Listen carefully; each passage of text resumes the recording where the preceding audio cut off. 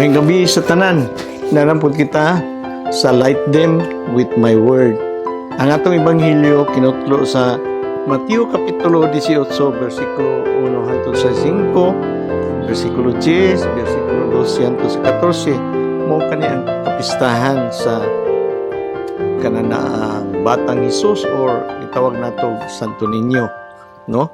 Kapistahan sa Santo Niño. Brothers and sisters, kaning atong Ebanghelyo karon, no? Naghatag ka nato nga sa kananaang pagtulunan ni Hesus kabahin sa gingharian sa langit, nga naa kita insaktong kanang attitude ba, batasan nga ato ang pagabuhaton isip usa ka mga disipulo. Ngani ang mga disipulo nangutana sila, no?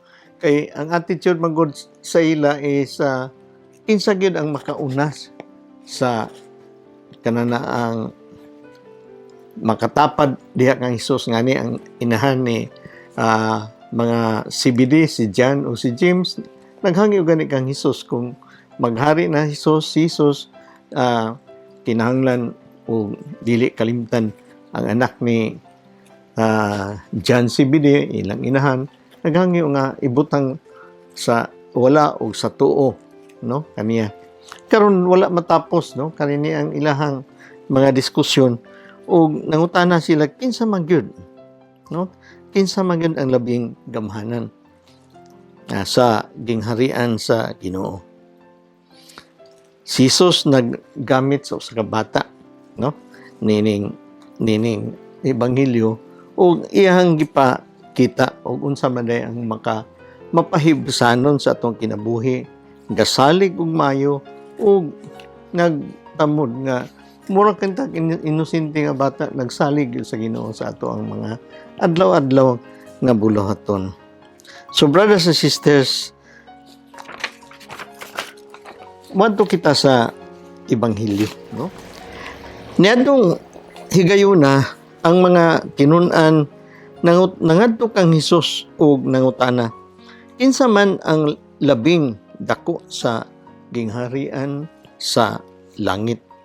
Si Hesus mitawag sa usa ka bata ug gipatindog niya sa tubangan nila. Unya miingon siya, mao kini ang tinuod. Gawas kon mausab kamo ug mahimong sama sa mga bata, dili gayud kamo makasulod sa gingharian sa langit.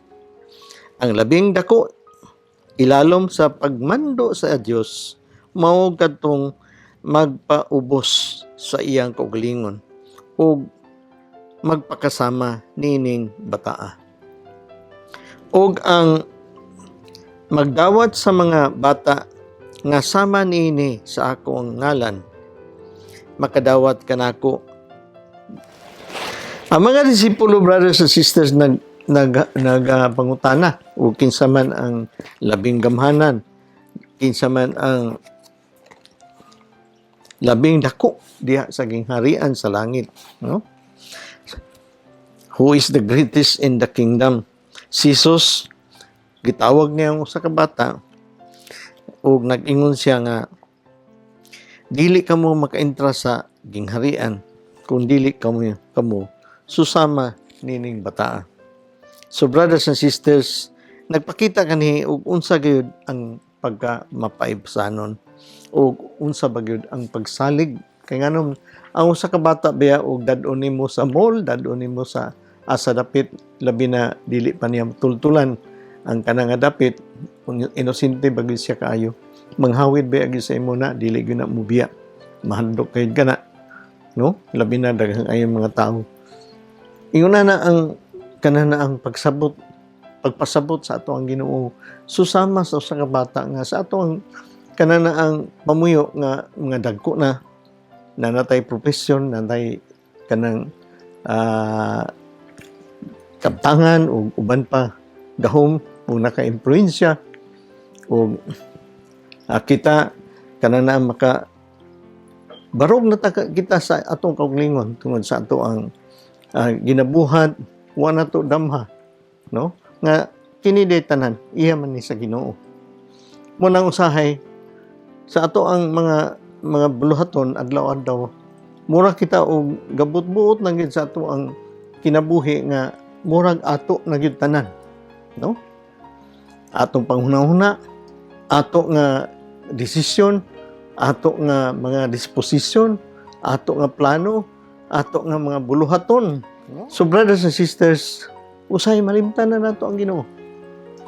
Ingon siya, kung ikaw gusto makaangkon sa gingharian sa langit ug ikaw labing dako dito sa gingharian sa langit, ingon siya, susama ikaw gihapon sa bata. Na imong kabtangan dili man na imo, iya man na sa Ginoo. Usay nalimtan na nato.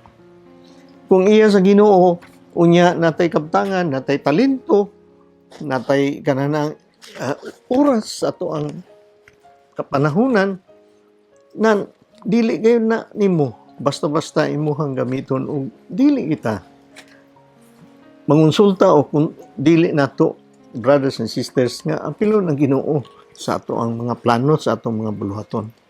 Usay wala na. Murag imo na siya tanan, nga dili ra bagyo na imo, no? So brothers and sisters, mao kana ang atong ebanghelyo susama sa usa ka bata, no? Dili ngon nga susama og buot, susama sa usa ka bata nga gasalig sa iyang amahan dito sa langit.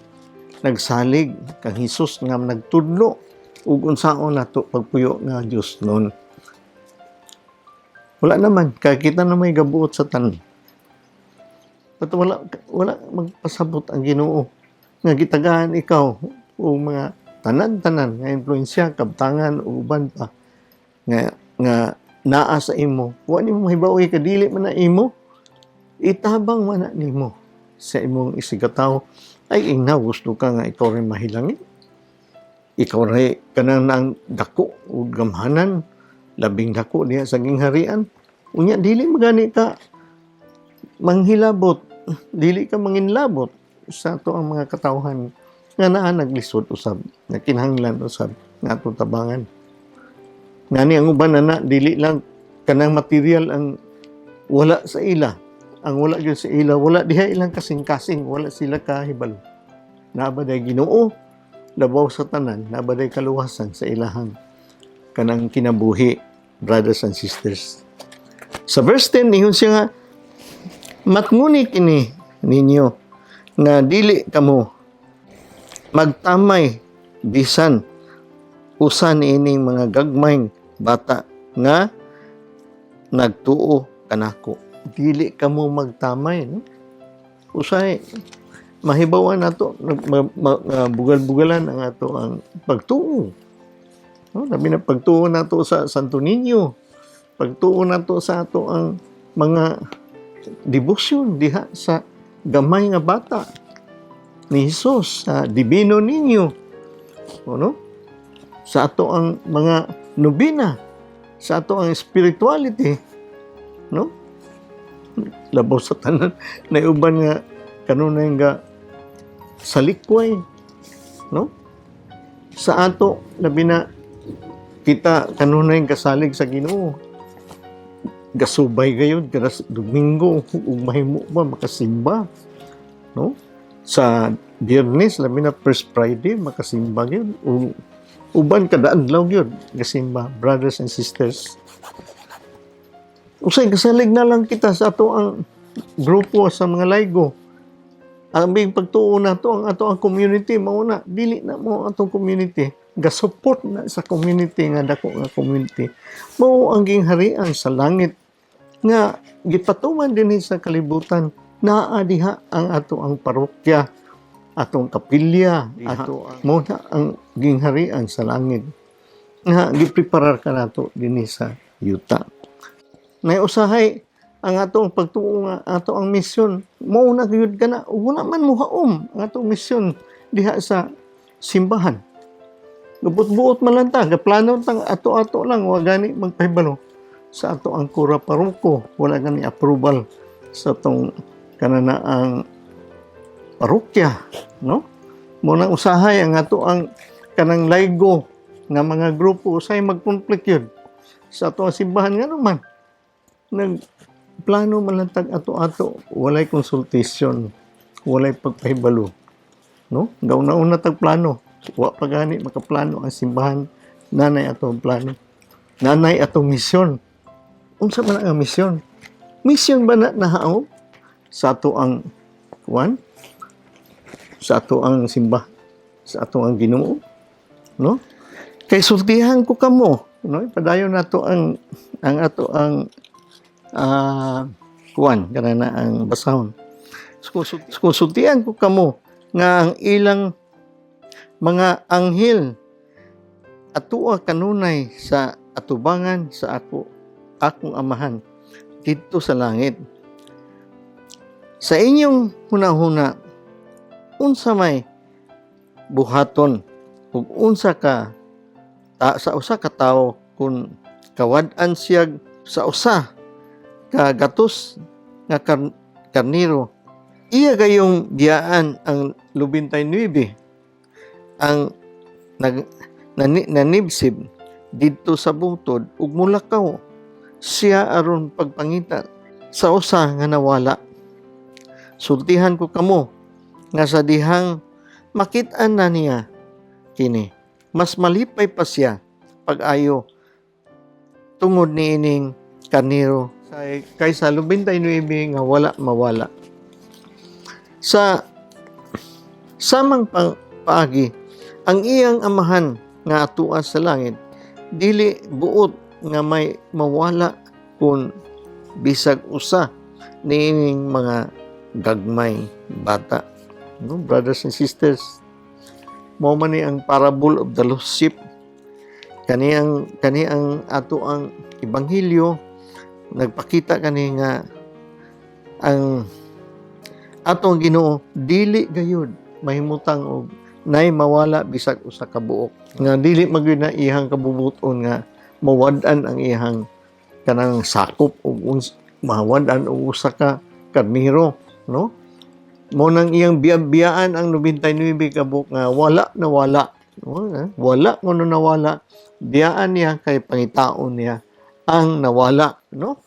Meaning kana ang kung ang Ginoo mo mangita sa usa unya katong nawala, magsuportahay man sila to isig usa kay gipangita man sa Ginoo ang usa pagayod, no? Brothers and sisters, yun siya nga kung nay usa ka mawala, dili gayud mahimutang ang ato ang Ginoo. Kung ang Ginoo dili mahimutang, kinsa man ang iyang suguon dawbi. Kita man gyud, no? Ang iyang pag-atiman sa usa ka individual nga mawala, dili gayud niya kalimtan, dili gyud matuman, no?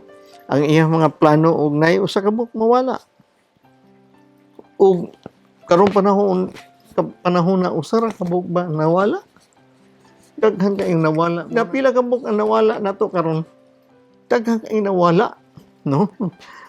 Daghan kayong nawala nasa to ang mga lideres nangawala mo nang nangawala po na nga itong pundo.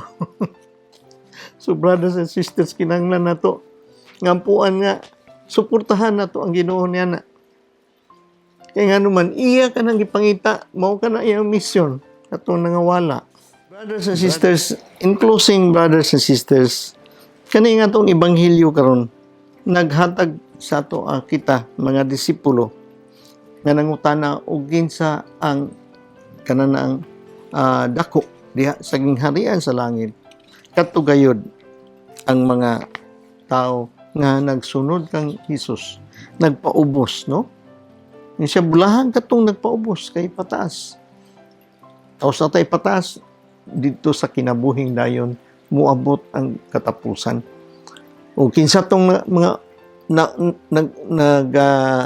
nagpataas nga, nagpaubos, nagserbisyo with kananaang iyahang batasan nga nagpaubos, mao paubsanon sama sa usa ka bata nga nagtabang sa iyahang mga kaigsunan, no?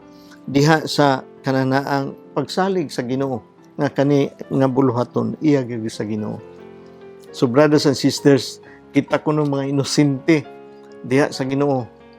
Anong inosente man kita? Wa ta kahibalo sa ato ang kasing-kasing.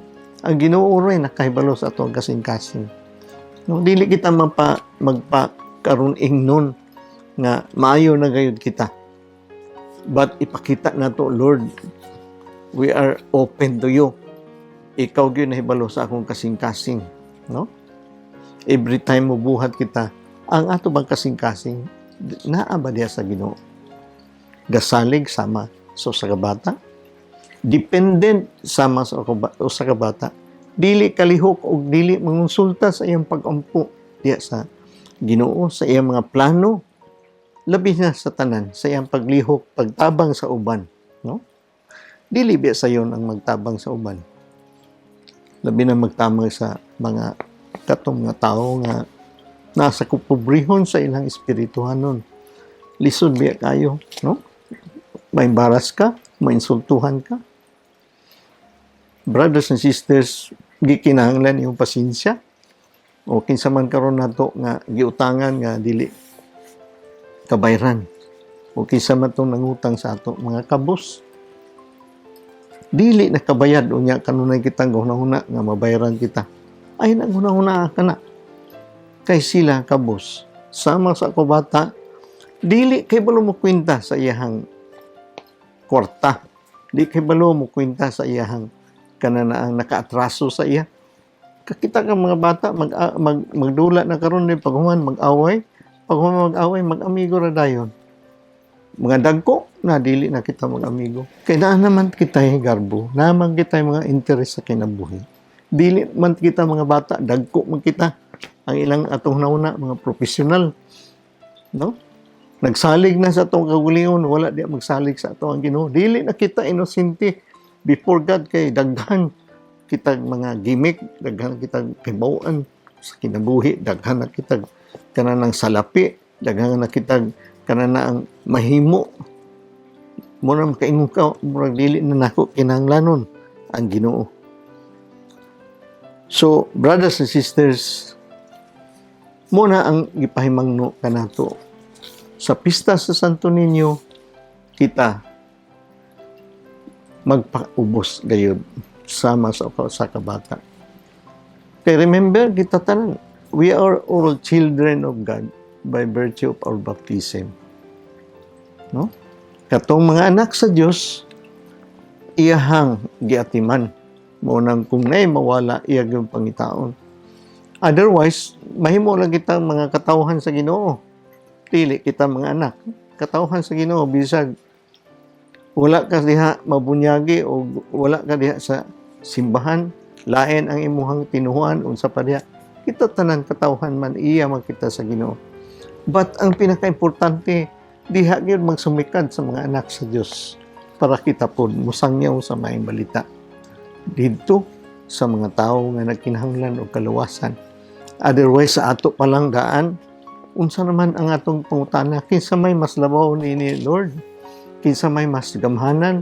Kinsa man ang kananaang labing dako nga makalingkod kanimo sa wala ug sa tuo? Kinsa may mabulahan ni tanan, Lord? Say mabulahan. Ang kanang gingharian ng dayon ug kanang kaluwasan iyang ihatag nato. Dako na kaayo na, no? Dako na kayo na nga premyo sa ato ang kinabuhi, brothers and sisters. Limang ka, sa kinabuhing dayon, sa iyang gingharian, wala na kalisod, wala na tanan kasakit, wala na tanan kanang atong pangandoy, wala na tanan kay tanan, gi-provide sa Ginoo. No? Munta na atong buhaton. Dili na kita kinahanglan may attachment. Para sa mga bata, wala attachment silang butang. No? Wala yung attachment. Pag mawala ang ilahang mga butang unsa pa diha, walay pakialam sila. Brothers and sisters, wala may attachment. Kita kay complicated na kay mga dagko, complicated na kay atong kinabuhi. No? Grabe ka-attach na yung daghan atong mga kanang posesyon sa atong kinabuhi. No? Pila man ka na ito, diri karon ay safe filing cabinet, na mga safety deposit box asa dapit na ay daghan kayo mga papilis. Kaya nung daghan man ta posisyon. O complicated kayo atong kinabuhi. Karon January pag-file sa mga buhis. Grabe kadaghan sa filean sa buhis, imo na kay negosyo, grabe. No? Complicated kayo. But mind you, brothers and sisters, sugod kita nga mahimo usa ka bata. Sama sa usa ka bata, mga anak sa Dios. Tanan-tanan nga kanang imuhang gikalisdan diha, complicated kay imuhang kinabuhi. Masayon ra kana kay tabangan kayo ikaw sa Ginoo. Kay iya man sa Ginoo. Giuna man nimo ang imong pagka-anak sa Ginoo. Kung anak man gani ka sa Ginoo, na timanon gyud sa Ginoo, tanan-tanan imong concern, brothers and sisters. Mao lang gana og sa sunod na pud nga higayon magpa-ambit na po kita diha sa Life Them with My Word. Ang sinima na nga pagpaambit sa kinabuhi sa life ko. Salamat kayo ug maayong gabi sa tanan. Sa ngalan sa Amahan, sa Anak, sa Espiritu Santo. Amen.